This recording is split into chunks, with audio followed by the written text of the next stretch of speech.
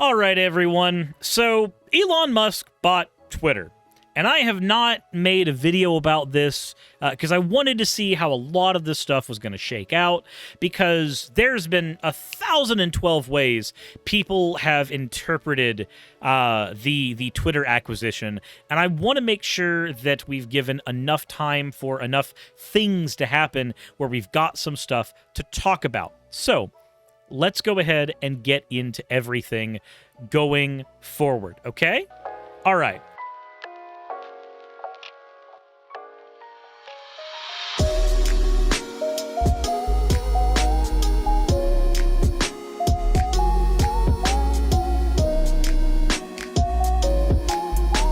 But first, let's get into, as always, the fan art section. This first one is from Silva Silica.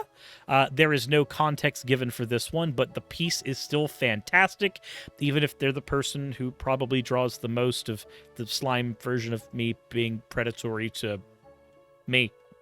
Anyway, the next one we have is from Axo That Has Cream. Just kind of got this idea from when Raz made the Halloween outfit, so full-on outfit. Not a good drawing, but I think it looks okay. Kind of vampire-y, I guess. I think it still looks good. I still think it looks good. And it's also a really good outfit. It's very in character for Raz and Raz's character. The next one we have... Ooh, this one's nice. This one is from Niatigra.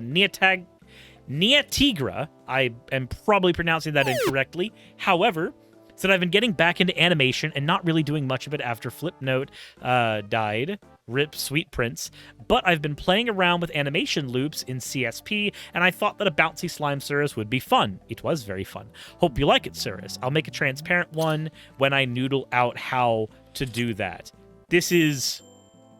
I love stuff like this. This is great. This is one of those things that, like, I would love to use on stream at some point. It just looks really cool. I like it. Anyway, as always, everyone, thank you all for your fan art submissions. If you want your fan art to be shown in a future video, the best way to do so is to drop your fan art into the fan art section of the Discord. With that said, let's go ahead and get right into the conversation that needs to be had about Twitter. So, when did this all begin? I probably want to take you back in time right now. So, let's go to late January of 2022. This is when Musk began investing into Twitter to begin with. By March, his stakes in Twitter reached about 9.2%, which made him the largest single shareholder of the actual company. This is around the time that most of us started hearing about his Twitter shenanigans, because once you become a majority shareholder in a publicly traded company, now we are all going to be seeing your shit. Now, in April 4th, in a securities filing, Musk discloses his stake in Twitter. Based on the price of Twitter shares that closed on the previous trading day, his stake was worth $2.89 billion. As a result, Twitter's shares rise more than 27% on the announcement. Now, why did that happen? Well, because... what's the best way to put this? I may hate Elon Musk and think he's a scummy individual with really shitty business practices, and I think he's an awful person. But when Musk announces his support for something, he has an incredibly large fan base, and that fan base gets on board practically instantly.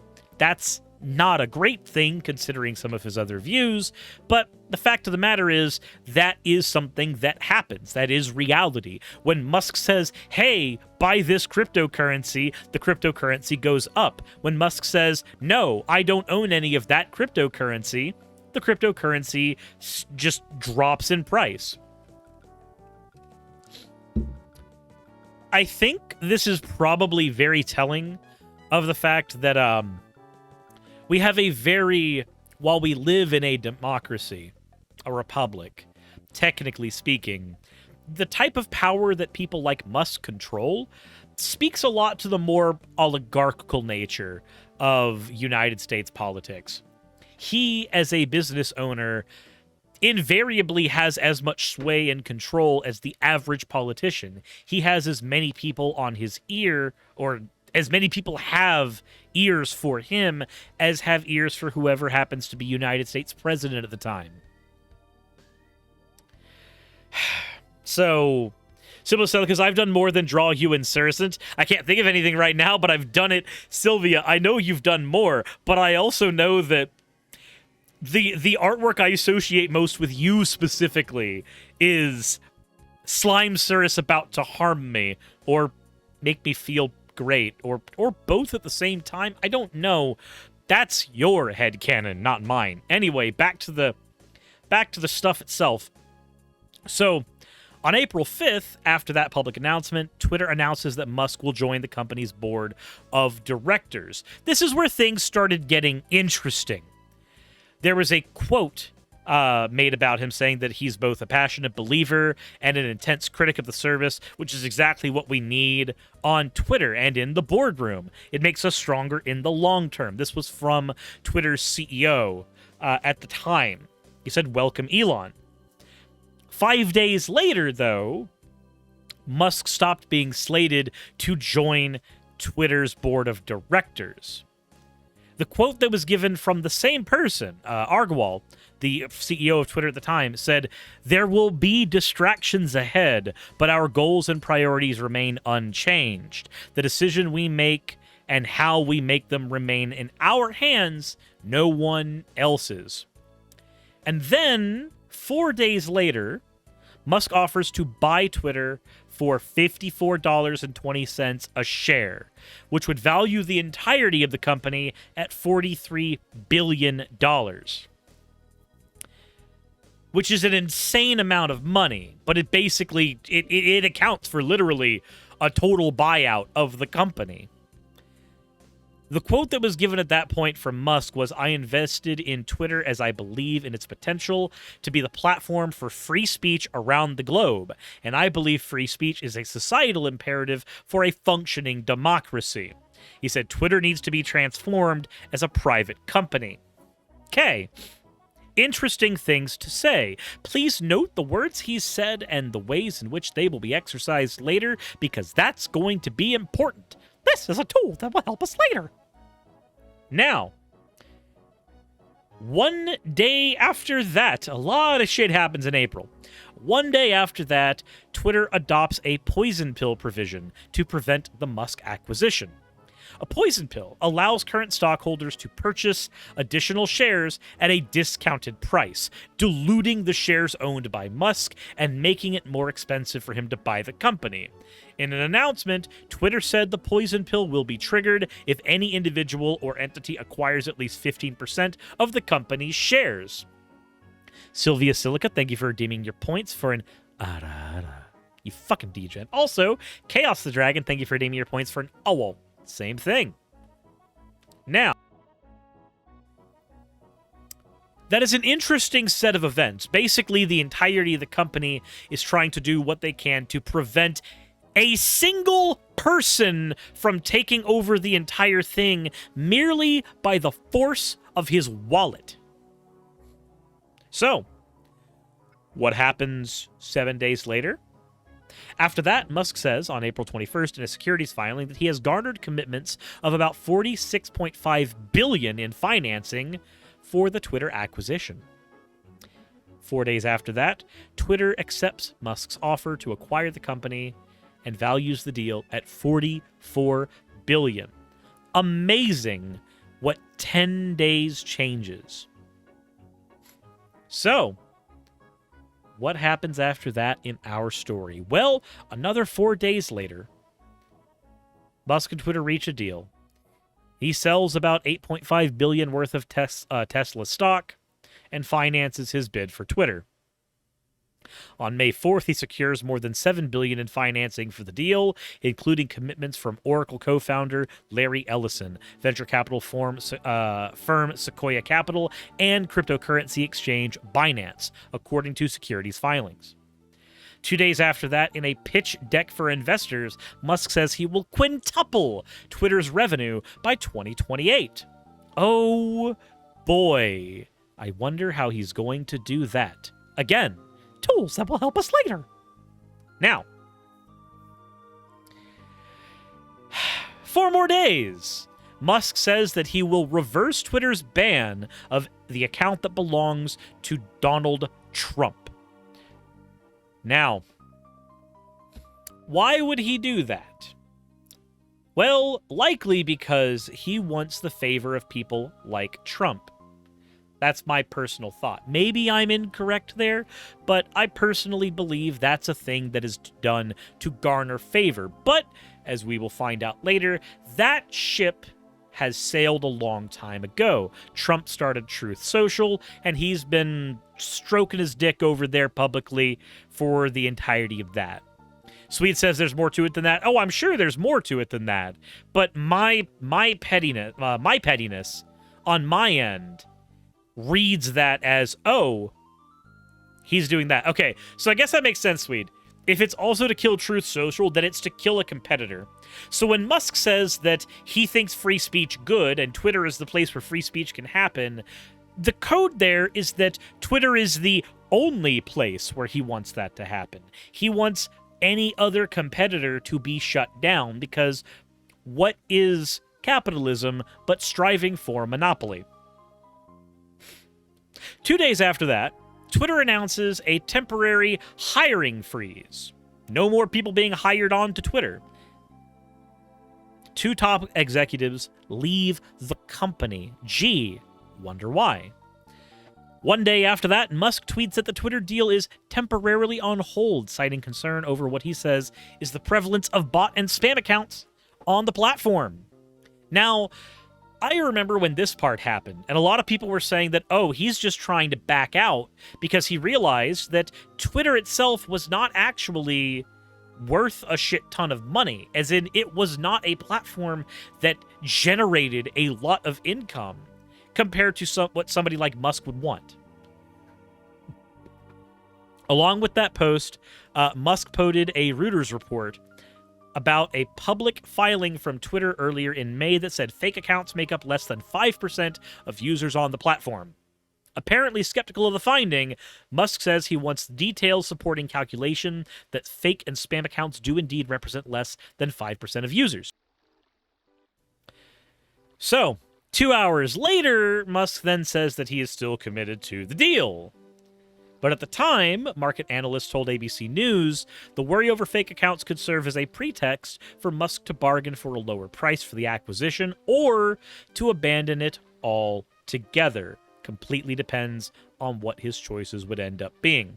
Now, May 26 comes around and Twitter's shareholders bring a class action lawsuit against Musk over alleged stock manipulation tied to the tumultuous acquisition process. At the time, Twitter stock had fallen more than 12% since Musk announced his bid. Remember that Musk announcing that he would acquire Twitter raised their stock prices a fuck ton, and then Musk saying, oh, actually, Twitter's not that great, lowered their stock prices. This is a theme that runs forward and backwards throughout everything. When Musk says something good, his fanboys are prevalent enough, and there are enough of them to jump on that bandwagon and affect shit like that. When Musk says a cryptocurrency is bad, that cryptocurrency tanks in price. When Musk says a company is bad, that company's stock tanks. This is a running theme. But we're not done. June 6th, Musk threatens that he's finally going to pull out of the deal. If Twitter doesn't provide any additional information about the prevalence of bots on the platform. In a statement, Twitter said it had been sharing information with Musk in accordance with the terms of the merger agreement. 2 days after that, Musk moves to terminate his acquisition of Twitter, pointing to the issue of fake accounts, which this should have been where it ended. If you are asking me, this is the moment where everything should have stopped. This is the point where we can be done, right? Well, you and I live in the present day, so you know that's not the case. Now, 4 days after that, Twitter sues Elon Musk in Chancery Court in Delaware to force him to complete the deal.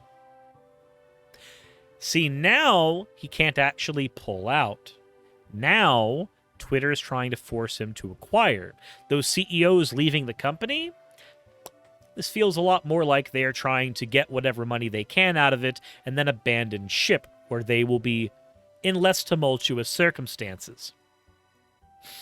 Now, the quote provided here is that Musk refuses to honor his obligations to Twitter and its stockholders because the deal he signed no longer serves his personal interests.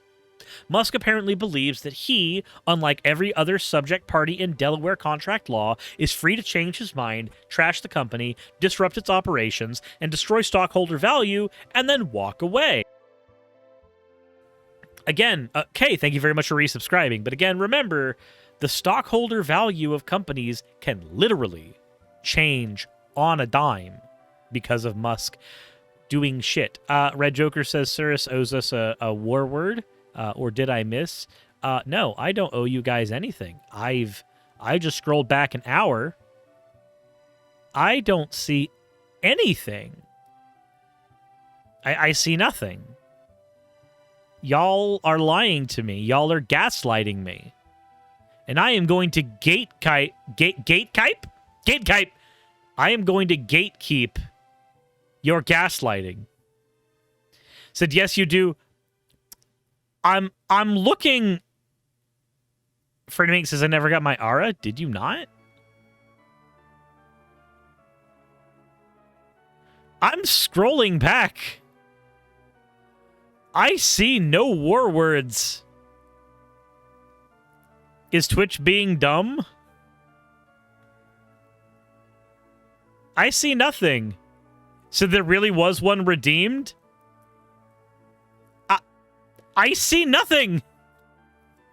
I can show you guys my screen. There's nothing there. Look, watch. Streisand effect. There's a hydrate. There's a subscription from Kay. There's the Ara from Sylvia. There's the Owo from Chaos the Dragon. Hydrate, Ara, Owo. Arian's subscription, Chaos the Dragon's Ara, Quethalm's resubscription, Nikachu's Owo, a hydrate from Kidderdoodle, Emmy Bean followed, Fiat Fair and Silver J subscribed, Silva Silica's Ara, Quintalis Owo, Noah Vader followed. We've got subscriptions from Moonface Secret and Amniel. You're That Russian followed. Blue Cat Shadow resubscribed. I'm back, and I'm over an hour now. I'm looking at the source.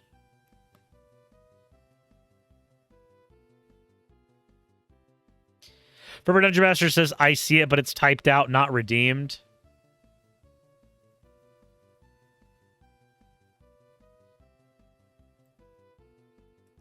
I am safe. Math says I DM'd you a screenshot.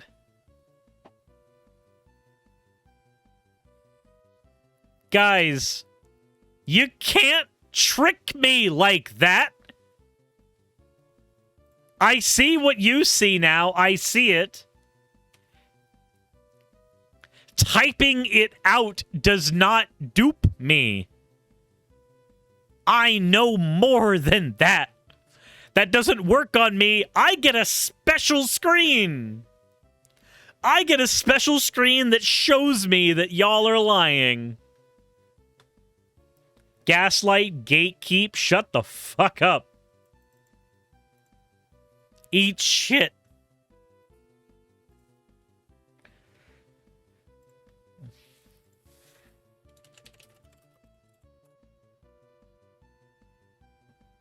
Suris is special only in this sense, and definitely not in any others. I think this counts as perfidy and actual war crime. What? I have no words. I have no safety. I only have escape. Probably.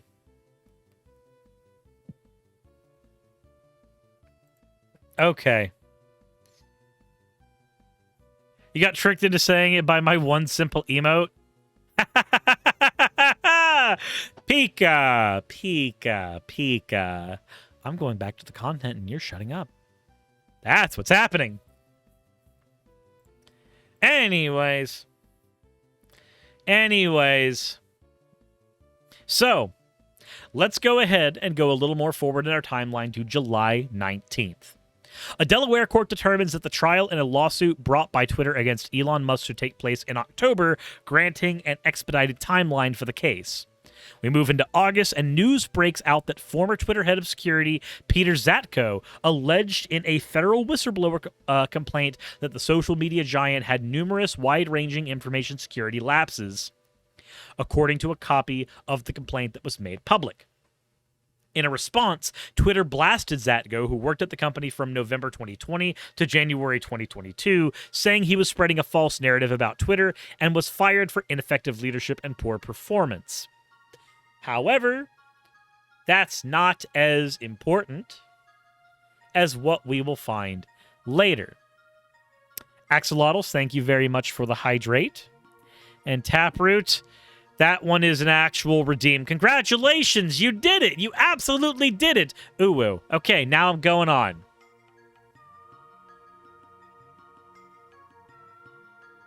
Heck you. That's all. Deal with it, mother mucker.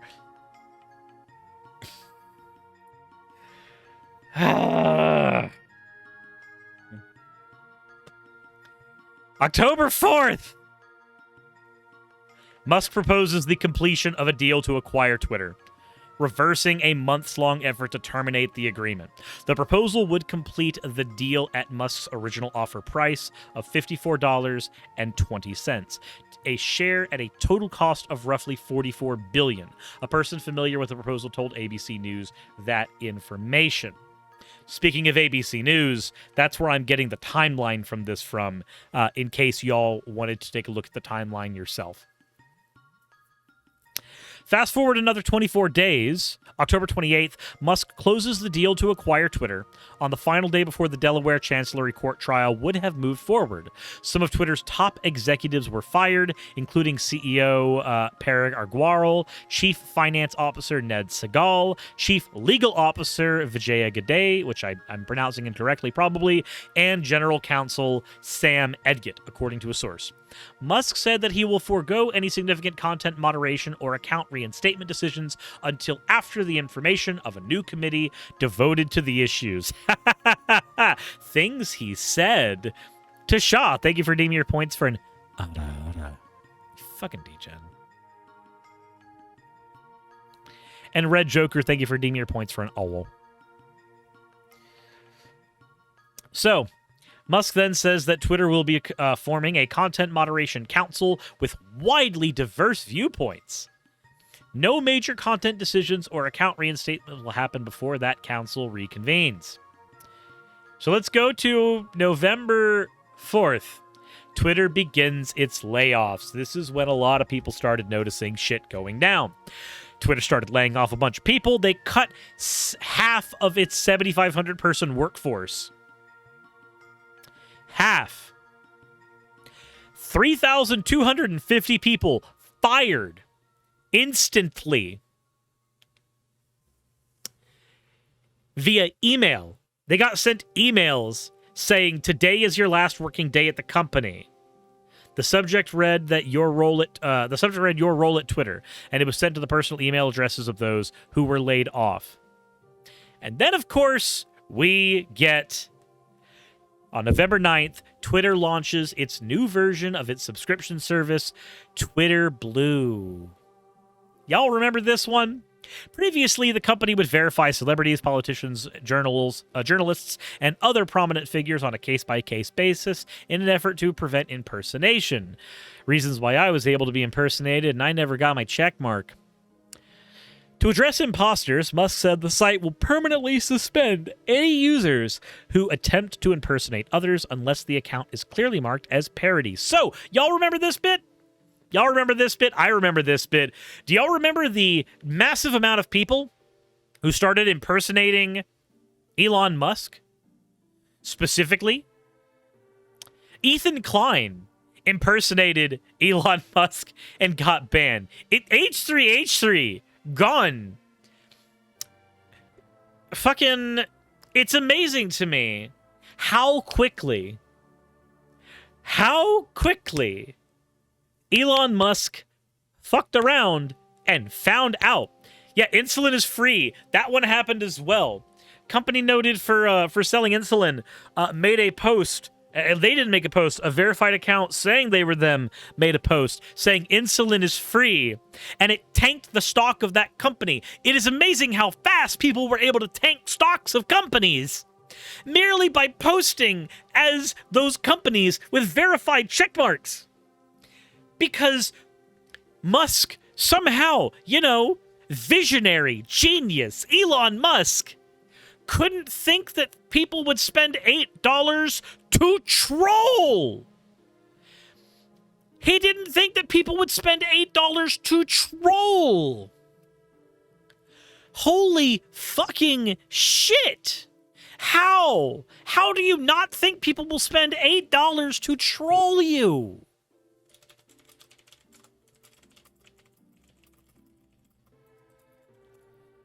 How did you not think about that? Of course, on November 10th, a flood of fake accounts began impersonating public figures and brands on Twitter after the launch of the paid verification process.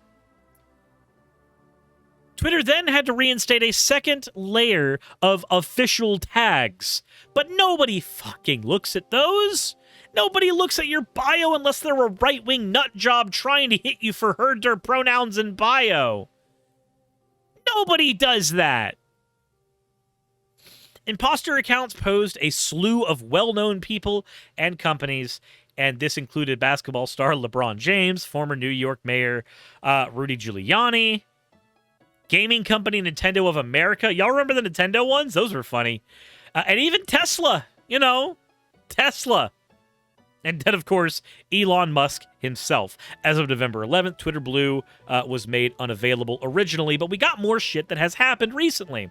So a lot of people have been reinstated that had previously been taken off the platform. Trump got reinstated, but then he said he's actually going back to Truth Social, so now there's a whole, CEO war happening between Trump and Elon over their social media babies. So do we have a screen to see article? I mean, you can. He is right here. But it may be easier for me to just drop that there. Mario flipping the bird and Jihad Mario. Yep.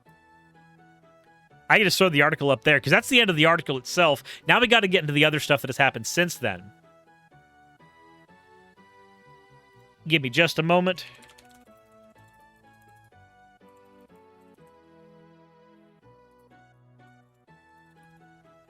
So,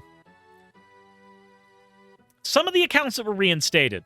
One of them was Ye, formerly known as Kanye West. Ye had been, if memory serves, knocked off of Twitter for anti-Semitism. And of course, he's back on Twitter now. And there's some conversations we gotta have about that. But that's going to be for another video. But with all of the hate accounts that have been brought back, that had been previously killed by Twitter's original staff, there's some conversations we have to have about the type of environment Twitter's become. Has anybody else noticed an uptick in right-wing propaganda and hatred on Twitter? There's a bunch of stuff I've noticed coming back on Twitter. One, we've had an uptick in rightoids. Two, we've had a massive uptick in ads. Have y'all noticed as you scroll through Twitter, every 3 posts on mobile is an ad? Every 3 posts, you hit an ad now. That is some hyper kind of monetization that we were not dealing with before. So we've been dealing with triple, quadruple, and in some cases even more ads on that platform than we ever have. And I guess I'm not one that can actually complain about that type of stuff. I put a lot of ads in my videos because, I'm a single person and I like to eat. But there's some other stuff that happened as well. When people were getting laid off from Twitter, there were a lot of people who were offered 3 months of severance, which, 3 months of severance is pretty significant. 3 months of severance is good. But 3 months of severance was offered to people who would leave Twitter.com if they weren't willing to stay in what are basically very draconian working conditions afterwards. Elon is now currently operating Twitter with what amounts to a skeleton crew running on overtime sweat, blood, and tears. And there have been a bunch of pictures taken in the office of Twitter of him with his new crew of people, and I've noticed that when he does these pictures, the pictures, there's a demographic change when he does that. Sweet says, Elon killed every fringe benefit that would make anyone want to work there. Yep. He even came in, like, with a kitchen sink. It was weird. It was very weird. All in all, Elon's takeover of Twitter has been disastrous. The platform itself has become much less of what than what it was. It is harder to navigate. It has suffered severe issues over and over again as a result. One of these, if y'all remember, was the inability to leave Twitter because their two-factor authentication service just randomly went down, and they didn't have people that were able to take care of that for a decently long time. So people, if they wanted to log out of Twitter for any reason, they couldn't do it. Comment threads are not loading fully.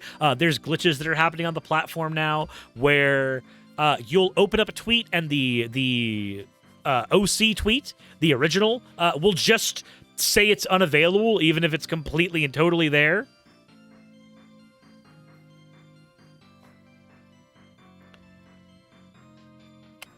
And now we've got some new stuff. Now there's a feud happening between Elon Musk and the Apple Corporation. Now, I hate Apple. I use an iPhone for VTubing. Past that, I kind of hate their hardware. I hate their philosophy on hardware and software. But it's funny to watch Elon get mad at Apple because they're not... What the hell is he even mad about on this one? I don't even remember.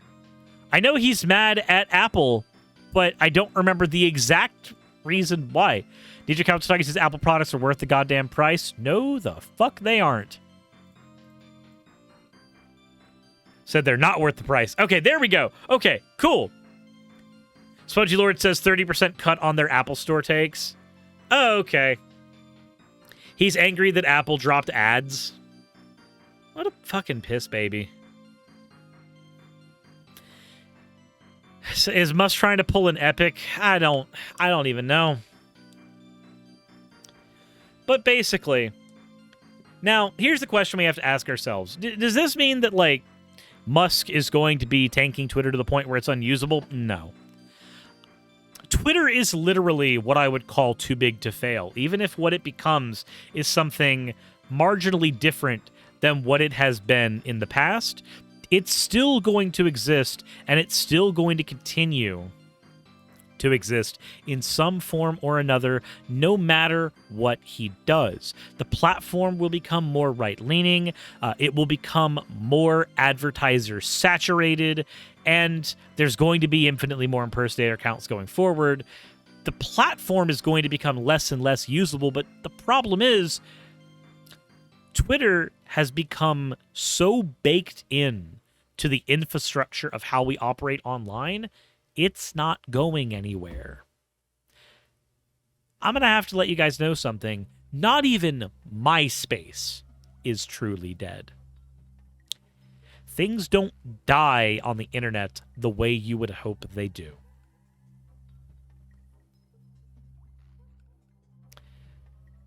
All that's going to happen is other competing places are going to open up and people are going to diversify into wherever they're going to go. If you noticed, Tumblr has been pushing a whole lot to try to get a lot of its users back now that Twitter is being the fuck that it is. Facebook, well, boomers never left Facebook. There's no real issue happening over there. Blue Nexus says at the very most, Twitter might go the way of Yahoo. It might, but I don't think that that's gonna happen. I think for better or worse, Twitter is going to continue to operate exactly as it has. It's just going to be a much worse user experience for all of us. But it's going to continue to be a thing, and it's going to continue to do its thing. Because here's the thing. If Twitter's not making the right amount of money for Elon, he's just going to cut more people. He's just going to cut more jobs. He's just going to cut more benefits. He's just going to trim more fat. He's just going to make the work environment a hell on earth for other people. But he himself is not going to inconvenience himself or the company he's bought. And he's never going to admit that it in itself will tank. And here's the thing. If Twitter only exists as Elon Musk's fan base, as a place for his stans to just congregate, I hate to tell you this, he's got enough of them to keep a site like Twitter running for quite a while. And I hate that that's a true statement. That is a statement I want to be wrong about, but I know I'm not. So for people who've been panicking about Twitter going anywhere, it's probably not. For people who have been panicking that Twitter is going to die, it's probably not. For people who are wanting Twitter to die because one of the worst people in the world has taken over the damn thing, that's probably not going to happen.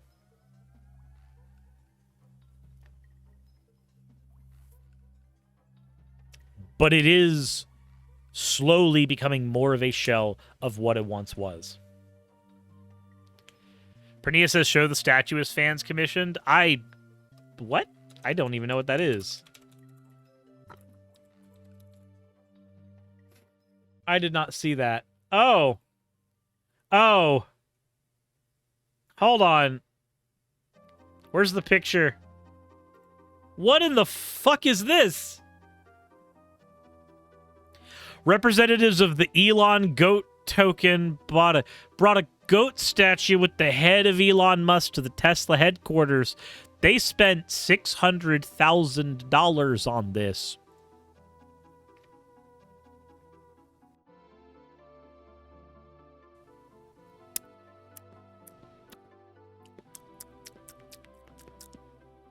I think I might want to die. $600,000 on this, and why? For what? For what? Zoo Potato, thank you for redeeming your points for an owl. I missed that? Yeah, I missed that. I missed that. And I think I want that shit to miss me. I want to be missed with that shit. None of that shit. Anywho, that is a brief overview of everything that's happened with the Elon Twitter takeover shit. There's a lot of stuff that I didn't get into, a lot of nuanced stuff, but that is the broad strokes of everything. So I hope that that basically catches y'all up to speed with where we are at right now. So let me know what you think in the comments section below. How's your Twitter experience been since the takeover? I'd like to hear down there, but as always, everyone, insert end of video tagline here.